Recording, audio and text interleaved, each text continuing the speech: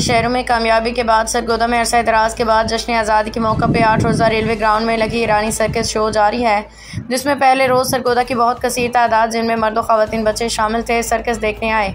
Lucky ईरानी circus के manager Mohammad Tahir Sajjad संदूर Mohammad Shabir ने media से गुफ्तगू करते हुए कहा कि जश्न आज़ादी के हवाले से अवाम में तफरीक पैदा करने के लिए हमने पहले की तरह सरगोदा में मुल्की शोहरत याफ्ता और मारूफ फनकारों के साथ लकी ईरानी सर्कस, जिसमें बैन अवी और शोहरत याफ्ता फनकार अपने फ़न का मुजाहरा कर रहे हैं।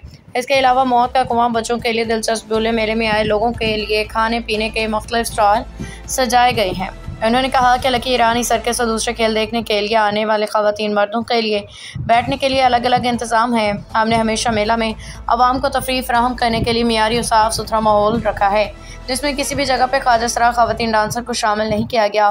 पूरे मुल्क में लकी ईरानी सर्कस का एक मयार और नाम है और हमारी हर मुमकिन कोशिश होती है कि हम अपने मयार को बरकरार रखें, जिसका मकसद सिर्फ़ और सिर्फ आवाम को साफ़ सुथरी तफरीह फराहम करना है। उन्होंने मज़ीद कहा कि मेला में आई आवाम की जान माल की हिफाजत करना हमारी ज़िम्मेदारी है। हमने यहाँ पे सिक्योरिटी के बेहतर इंतजाम कर रखे हैं।